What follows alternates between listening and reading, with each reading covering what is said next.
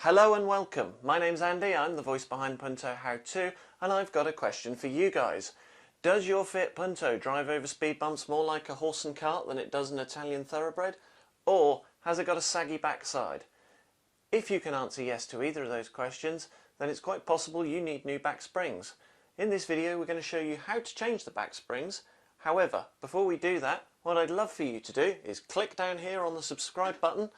Obviously, if you like these videos, do give us a thumbs up, and don't forget to click the little bell beside the subscribe button so that you get notifications when we upload new videos. Thank you for watching, and let's dive in. If you have this shape of Punto here, built between 1999 and 2012, then this video applies to you. Our Punto had seen several trips to IKEA, as well as lugging full interiors from Range Rovers, and an entire set of wheels from a large Ducato motorhome. The back springs, as a result, had seen better days and were looking pretty tired.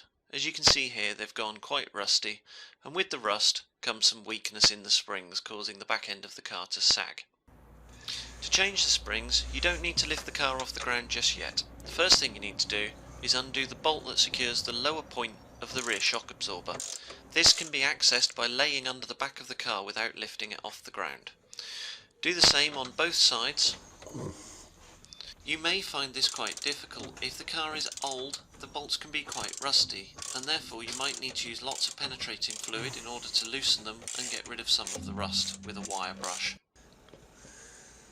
Once you've removed the bolts, it's time to lift the back of the car off the ground on both sides with a suitable jack, securing the front wheels on chocks, and then, when lifted high enough, secure the back end of the car on axle stands. Once the car is secured off the ground, as you can see, the suspension is able to drop down further than it would normally. With a little bit of pressure, you don't need to use spring compressors or anything complicated.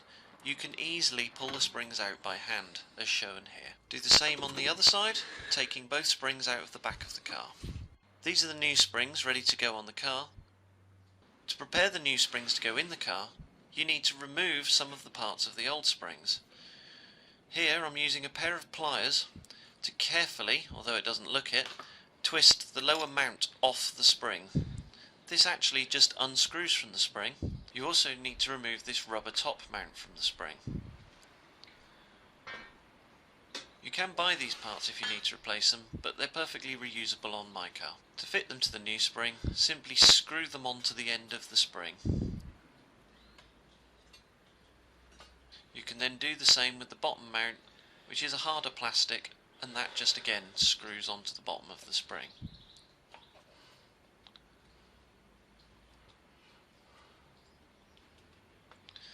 Make sure everything is in the right position. You don't want to have to take this apart again once you've done it. Put the top part of the spring up against the chassis of the car, and then carefully line up the bottom of the spring with the holes you can probably make out in this picture here, the holes that locate the bottom mount of the spring in the cup.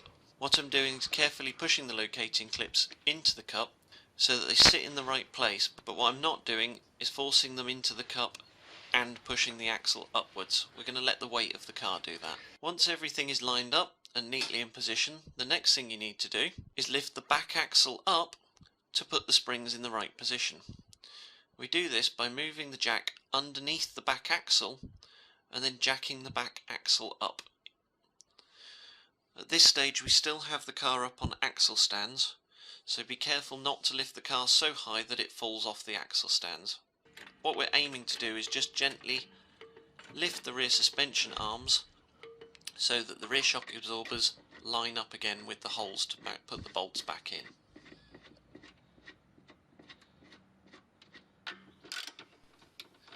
Make sure to tighten up the bolts on both sides of the car, and then the job is done. You can lower the car and tidy away. So you got to the end of the video. Fantastic. Hopefully you didn't find that job too difficult to do.